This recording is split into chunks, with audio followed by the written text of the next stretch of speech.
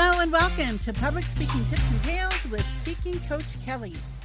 This podcast is dedicated to helping you become a more confident and effective speaker. I'm your host, Kelly Kaye Walker, and each week we'll dive headfirst into the deep end of public speaking. I'll share real stories from the stage, interview other speakers, and evaluate speeches to show you what works on stage and what doesn't. So let's get started. This is the Cliff Notes condensed version of great storytelling. Okay, so number one. Did you hear I just started with okay, so? Oh my gosh. That's totally against my role as a speaking coach. And I just did it. Now I know why it's so hard not to say it. It's so natural. Anyway, all right. Rewind. I'm not going to edit that out. Tip number one. Remember that your story needs to have a beginning, a middle, and an end. Make sure you have all three parts. If you tell a story without an ending, people are going to be left hanging and they're not going to like that. So make sure you have all three parts. Number two, don't forget to have characters. In your story, of course, you're usually the main character, but describe the other people that you're interacting with. Give their names, tell why are they in your story? Why are you interacting with them? Do they have a little backstory you need to bring up? You don't have to spend a ton of time developing all the characters, but make sure it's not just you in the story, because you can't have conflict if there's only one person in the story. We want to hear the conflict, and we also want to hear the resolution to the conflict. So make sure you wrap it up at the end. Practice. Number three is practice. Storytelling is a skill that can be learned. So practice telling stories. You could do like a live video, a Facebook, a reel on Instagram or TikTok. Just practice telling stories so that you get used to it. And it's really good if you can practice in front of people, because then you will get feedback by the looks on their faces and whether they're paying attention or whether they're pulling out their phones, which is a really bad sign that you need to work on your storytelling skills. You never want people to pull out their phones. That's rough. All right, number four, grab attention by starting strong. And here's my rule that I just broke earlier. Never start with the words, okay, so. But you see how easy it is. I know I need to be more lenient with my clients, because when they do that, I'm like, stop, you said okay, so. So I need to be a little more lenient, maybe, because I just did it myself. The best thing to do is just start in your story. Either do a cool attention grabbing activity like raise your hand if you, and then something that goes with your speech. Or it's really cool to just start in the middle of your story, like at a climactic point of conflict or something like that. That's a really good way to start your speech. Just start strong. Don't get up there and apologize. Don't say, oh, I'm sorry, I'm not very prepared, or sorry, I just worked on this last night, or I've heard so many apologies at the beginning of a speech, it makes me sick. Don't apologize when you start your speech. All right, number five, vocal variety. This is the spice of speaking. So you want to shake a little spice, little seasoning into your speech by talking faster, louder, slower, or quieter, and change your tone of voice. If you're doing a line from another person, change your tone of voice. You don't want to sound like a robot. That's terrible. People will fall asleep. So think about where you could talk faster. Where could you talk louder? If you're telling something really exciting, you can get loud and fast and it makes sense. And then if you're telling about this really bad struggle that you had and how hard it was, then you can slow down and you can get quiet. And that's really appropriate. And also add a pause. When you say something really important or really profound or really deep, you've got to stop and let people process it. So give a good 3 counts in your head while you're pausing to let people process what you just said. And if you are brave enough, have eye contact with the people in the audience while you're doing the pause. If 3 seconds is too hard for you for eye contact, split it between two people. But man, if you can keep eye contact with one person for 3 seconds during a pause, woo-hoo-hoo, people are going to get chills. It'll be amazing. All right, number 6 was pause. Number 6 was pause. You're welcome. Oh, you too can be a public speaker. All right, number 7, feel emotions and let them show. Again, you don't want to be a robot. You want to have emotions as a storyteller. If there's a funny part, get a smile on your face, get silly, get happy. When you're in a sad part, if it hurts you a little bit still, that's good because you can tap into that emotion of pain and your audience will feel it. And the more emotions your audience can feel during a speech, the more they're going to feel like they had an experience and they're going to remember it and they're going to connect with you. So don't be afraid to show your emotions. If you cry on stage, awesome. If you turn into a puddle of tears on the floor and you can't speak, that's not awesome. That's going too far.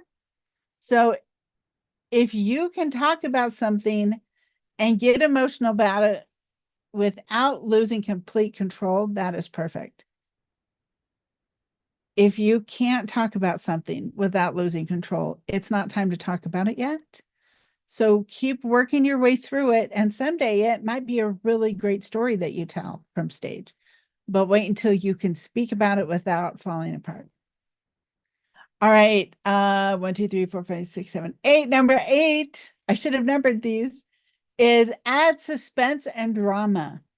People love a good plot twist, and they love it when you build up the suspense. It gets so exciting. So if you've got this really cool plot twist coming, build up to it slowly. Give hints about it. Talk in a roundabout way, but never actually say it until you're ready to reveal it. And then the big reveal is going to be super exciting. Just don't blurt it out at the beginning. That is no fun. People like a little bit of drama and suspense. All right, number 9, paint a picture with your words. What I mean is use all the senses that you can involve, all the details that you can remember that matter. Don't do a bunch of stupid extra details that nobody cares about, because then you turn into a Shaggy Dog story and those are not pleasant. So details that matter, but remember as many as you can so that you can make your story a living memory that somebody can just walk in with you.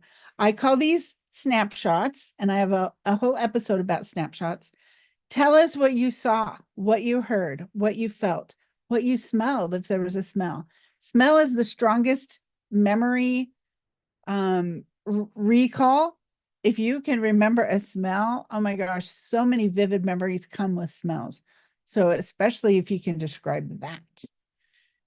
But if you use all the senses and all the important details you can think of, you will transport your audience through time. They will feel like they just time traveled back to that moment with you, and it will be amazing. And they'll be able to picture the whole thing vividly in their minds as if they had been there. That is some quality storytelling. All right, number 10, be yourself. Don't pretend that you're somebody smarter, cooler, richer, better. Just be you, because people can smell a phony from 1,000 miles and they hate it. People do not like phonies. And in this day and age, authenticity above all is important, because if you get up there and you are like fake rah energy and let's go and everybody stand up, and if that's not your energy, don't fake it, because it's so repulsive. Just be yourself, but be your best self. Be on. I don't know if you've heard this story about Marilyn Monroe, but I love it so much, I'm going to tell you about it. She was being interviewed for an article, and she was with the interviewer all day. And they were out in public, and the interviewer was like, why doesn't anybody recognize you? Because people were just ignoring them and letting them go about their business in New York City. And she said, oh, that's because I haven't turned it on. And he's like, what? What does that mean? So she showed him what it meant. And she suddenly, all her energy changed, her personality came out, she turned it, she lit up, and all of a sudden, everybody around them recognized her and started going crazy. So that is what I mean by be your best self. Turn it on. Step into your most amazing version of you, but still be you. Be authentic to you. Don't fake it. Don't try to perform as somebody that you think is a great speaker. Don't walk out and say, oh, I'm going to be Tony Robbins today. Because if you're not Tony Robbins, it's going to feel weird to your audience. All right, we're almost done. Number 11, connect to your audience with universal themes and experiences that they could actually relate to. So maybe they haven't failed at landing a TED Talk and been turned down 6 times, but maybe they can relate to trying for something that they really wanted multiple times and failing, but not giving up.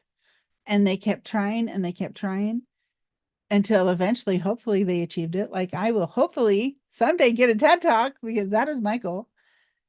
But if you talk about things that people can step into and understand your feeling, understand what it was like for you because they've been through something similar, then that is going to be a powerful connecting point between you and the audience. Another example of that, I'm trying to think of good examples for that. If you were to ask somebody out on a date, right? That is super vulnerable, super hard for people. And then if they say no, super embarrassing. So just think about ways you could relate your story to something memorable that people have been through that could match up with the feelings you had during your experience. That way you can tap into that universal theme magic and they'll get it without having to understand exactly what it feels like to apply for a TED Talk and be turned down 6 times, right? All right, finally, number 12, know your audience. This is really important. I think that usually you know who your audience is because you are either having your own webinar or you're teaching your own class or you're holding your own event. So you're attracting people that you know that know you. But sometimes you are speaking at somebody else's event and you're not exactly sure who the audience is. Make sure that you find out beforehand. Do a little bit of research. If it's not your own event, ask the event producer for some demographics and some psychographics. So if you're not sure what that means, demographic means like age, marital status, occupation, where they live, urban or rural areas, things like that, that are measurable. And then psychographics are the inner things that you can't measure and that sometimes they won't even talk about. Things like what keeps them up worrying at night, what's their biggest regret, what's their biggest goal, what's their biggest motivation, what keeps them going, what shuts them down, that kind of thing. So make sure you know as much as you can about an audience before you get up and speak. You don't want to get up to a room full of women struggling with infertility and complain about how rowdy your kids are, right? Because that's going to make them feel really bad and not resonate with them at all. And then they're going to think, wow, this speaker is terrible and does not get us. And why is she even here? So make sure you study and research and find out who your audience is if it's not your own audience that you created yourself. Okay, so I just did okay, so again. Oh my gosh. I need to go back to speaker training myself. Oh, I got to work on that.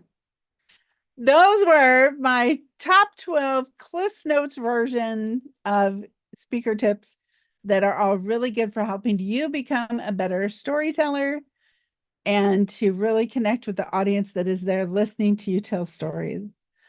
All right, I hope you love this episode. If you liked it, please give us a 5-star rating and share this with anybody you know needs help with this.